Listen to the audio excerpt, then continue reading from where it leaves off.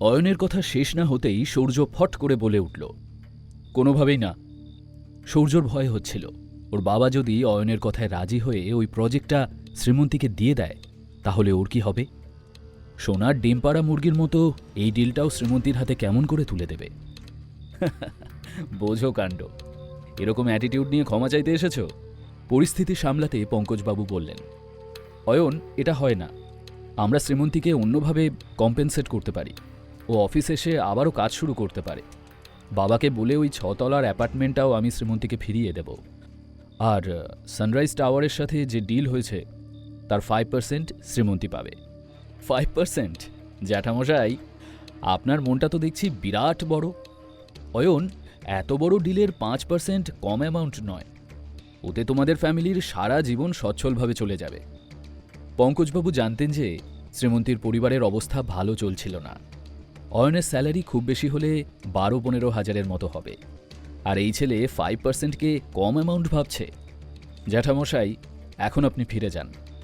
সুবীর মল্লিককে গিয়ে বলবেন যতক্ষণ না তিনি নিজে শ্রীমন্তীর কাছে ক্ষমা চাইছেন আর স্বেচ্ছায় সানরাইজ টাওয়ারের প্রজেক্টটা ওর হাতে তুলে দিচ্ছেন, ততক্ষণ শ্রীমন্তী কোথাও যাবে না। যদি রাজি থাকেন উনি, তবেই কথা এগোবে। ওখানে উপস্থিত সকলেই ওর কথায় অবাক হয়ে গেল। অয়ন, তুমি কি ইচ্ছে করে আমাদের সময় নষ্ট করছো? তুমি ভালো করে জানো বাবাকে গিয়ে ক্ষমা চাওয়ার কথা বললে তার পরিণাম কি হতে পারে। পরিণাম? হ্যাঁ, আমিও দেখতে চাই এইবারের পরিণামটা ঠিক কি হয়। অয়নের কথায় স্পষ্ট বোঝা যাচ্ছিল সুবীর মল্লিকের তোয়াক্কা ও করে না। মনে হচ্ছিল ও এরকম 10টা সুবীর মল্লিককে নিজের অঙ্গুলি হেলনে নাচাতে পারে। ওর পরিণাম নিয়ে কোনো ভয় ছিল না। অয়নের কনফিডেন্স দেখে পঙ্কজবাবু ঠিক কিভাবে রিয়্যাক্ট করবেন বুঝতে পারলেন না। তবে সূর্য বোকার মতো বলে বসল, বেশ ঠিক আছে, আমিও দেখব। এরপর যখন তুমি ঝামেলায় পড়বে তখনও কি ঠিক এতটাই নির্লজ্জ আর কুল হয়ে ঘুরে বেড়াবে? সূর্য আর পঙ্কজবাবু ওখান থেকে চলে গেলে অয়ন পিছন ঘুরে ভেতরে যেতে গিয়ে দেখল সুরভি দেবী রাগান্বিত চোখে ওকে দেখছেন। অয়ন, এসব তুমি কার ভরসায় করছো? কে তোমাকে এত সাহস জোগাচ্ছে বলো তো? কেউ না মা, এসব তো আমি আপনাদের জন্য করছি, যাতে আপনারা ভালোভাবে থাকতে পারেন, নিজের অধিকার পুরোটা বুঝে নিতে পারেন। এত ভালো করতে কে বলেছে তোমাকে? কেন দাদার অফারটা মেনে নিলে না তুমি? এখন শ্রীমন্তীর অফিসে ফেরার রাস্তাটাই বন্ধ হয়ে গেল। সুরভি দেবী অয়নকে যা মুখে আসছিল বলে যাচ্ছিলেন, আর তখনই শ্রীমন্তী ওর সামনে এসে বলল, অয়ন, কি রহস্য নিজের মধ্যে লুকিয়ে রেখেছো বলো তো? আর কতদিনই বা লুকিয়ে রাখতে পারবে? মাকে সত্যিটা কেন বলে দিচ্ছ না? শ্রীমন্তীর কথা শুনে অয়ন স্তব্ধ হয়ে যায়। ও নিজেও শ্রীমন্তীর কথাটা ধরতে পারছিল না। অয়নকে চুপ করে থাকতে দেখে শ্রীমন্তী বলল, অয়ন, এত নার্ভাস হচ্ছ কেন? আচ্ছা, আমিই বলছি। আসলে মা, সানরাইজ টাওয়ারের সিইও অয়নের বহু পুরনো বন্ধু। এদিকে আমি তো আশ্চর্য হচ্ছিলাম এই ভেবে যে জেঠুমণি আর সূর্য আমাদের বাড়িতে কি মনে করে এলো। পরক্ষণেই মনে পড়ল সানরাইজ টাওয়ারের সিইও আবির দেব বর্মন তো অয়নের বন্ধু। সেই হয়তো অয়নকে হেল্প করছে। এটা ভাবতেই আমার সব টেনশন চলে গেল।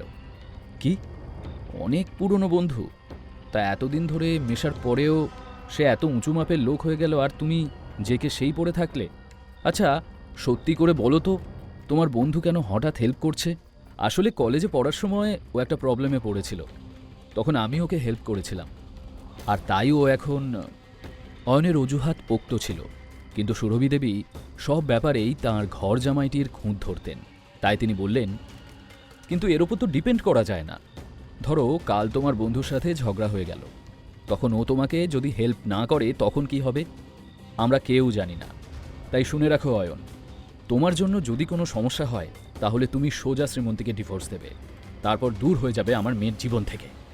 মা, আপনি একদম টেনশন করবেন না।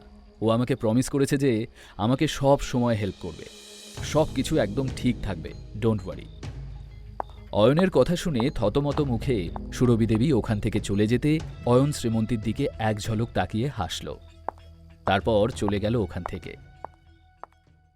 পরের দিন সকালে মল্লিক ইন্ডাস্ট্রিজের সকলেই জেনে গিয়েছিল যে শ্রীমন্তী অফিসে ফেরত আসার জন্য ঠিক কী শর্ত দিয়েছে। সুবীর মল্লিককে নিজের নাতনি শ্রীমন্তীর কাছে ক্ষমা চাইতে হবে। খবরটা জানাজানি হতেই সকলে শ্রীমন্তী সম্পর্কে নানান মন্তব্য করতে শুরু করে দিল। সুবীর মল্লিক সকলের কাছে প্রায় ভগবান তুল্য। শ্রীমন্তী তার স্বামীর উস্কানিতে এত বেপরোয়া হয়ে উঠেছে যে সে তার দাদুকে দিয়ে ক্ষমা চাওয়ানোর কথা ভাবছে। সকাল থেকে সুরভি দেবীর ফোনে একের পর এক আত্মীয় স্বজনের ফোন আসা শুরু হয়ে গিয়েছিল। ঠিক সেই সময় আচমকা ডোরবেল বেজে উঠল। শ্রীমন্তী, দেখ একবার, তোর ওই অপদার্থ অয়নের জন্য কি অবস্থা আমাদের। লোকজনা শুধু ফোন করেই থামছে না, বাড়িতেও চলে আসছে আমাদের অ্যাটাক করার জন্য। এই ছেলেটার একটা ব্যবস্থা আজ আমি করেই ছাড়ব। এইসব বলতে বলতে দরজার কাছে এসে দরজাটা খুলতেই সুরভি দেবীর চক্ষু স্থির হয়ে গেল। শ্রীমন্তীও তাড়াতাড়ি ভেতর থেকে বেরিয়ে এলো, কিন্তু এসে ও দেখল দরজার সামনে স্বয়ং সুবীর মল্লিক দাঁড়িয়ে। সুবীরবাবু একা নন, দরজায় পঙ্কজ মল্লিক, সৌর্য, দিশা সকলেই দাঁড়িয়েছিল।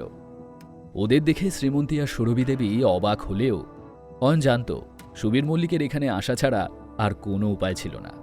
কারণ যতই তিনি সকলের সামনে একজন সফল ব্যক্তিত্ব সম্পন্ন মানুষ হিসেবে পরিচিত হন না কেন, অয়ন জানত উনি একজন ধূর্ত ব্যবসাদার ছাড়া আর কিছুই নন।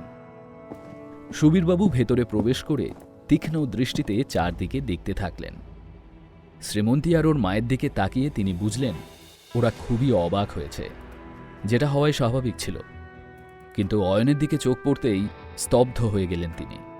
ছেলেটার মুখে ভয়ডর বা অনুশোচনার চিহ্ন মাত্র নেই, বরং সে শান্তভাবে মুচকি মুচকি হাসছিল।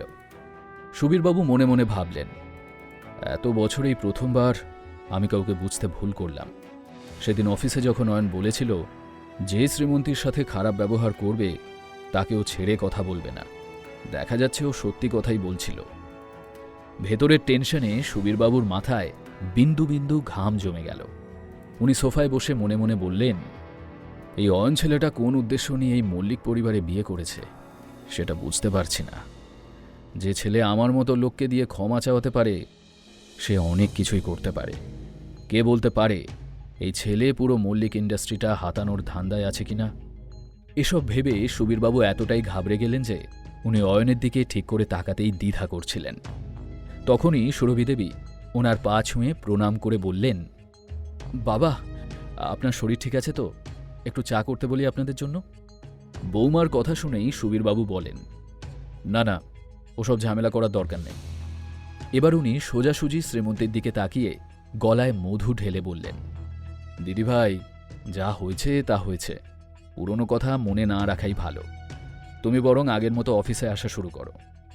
তুমি নিশ্চয়ই চাও না যে ছোটোখাটো কিছু ঝামেলার জন্য সানরাইজ টাওয়ারের প্রজেক্টটা আমাদের হাতছাড়া হয়ে যাক। শ্রীমন্তীর আর না বলার কোনো জায়গা ছিল না, কারণ ওই প্রজেক্টটা ওর নিজের ড্রিম প্রজেক্ট ছিল। এদিকে সুবীরবাবু এত চালাকি করে নিজের কথাটা শ্রীমন্তীর সামনে বললেন যে ওনাকে ক্ষমাও চাইতে হলো না, আবার শ্রীমন্তীকেও রাজি হতেই হলো। এরপরই সুবীরবাবু মন্দির যাওয়ার নাম করে ওখান থেকে বেরিয়ে গেলেন। সবাই চলে গেলে সুরভি দেবী মেয়ের দিকে তাকিয়ে বললেন, হ্যাঁ রে শ্রীমন্তী, আমি স্বপ্ন দেখছি না তো? শ্রীমন্তী খুশি খুশি মুখে মাকে বলল, ও মা, এবারই প্রজেক্টটা আমার, তুমি আর একদম চিন্তা করো না। এই বলে শ্রীমন্তী অয়নের দিকে তাকালো। ও জানত এইসব কিছু সম্ভব হয়েছে অয়নেরই জন্য। সুরভি দেবীও এবার জামাইয়ের ওপর খুশিই হলেন। উনি ভাবছিলেন, এই প্রথম বাবা এই বাড়িতে পা রাখলেন, আর শ্রীমন্তীও প্রজেক্টটা ফেরত পেয়ে গেল। সত্যি অয়নের জন্যই এটা সম্ভব হলো। প্রজেক্টে ফিরে গেলেও শত্রুতা কি শেষ হলো অয়ন শ্রীমন্তীর সঙ্গে মল্লিক পরিবারের? শ্রীমন্তীকে ফাঁসানোর জন্য নতুন আরও কি চাল চালবে সৌর্য? অয়ন কি পারবে সব ঝড় সামলে নিতে? জানতে হলে শুনতে থাকুন এই গল্পটি, শুধুমাত্র পকেট এফএমে।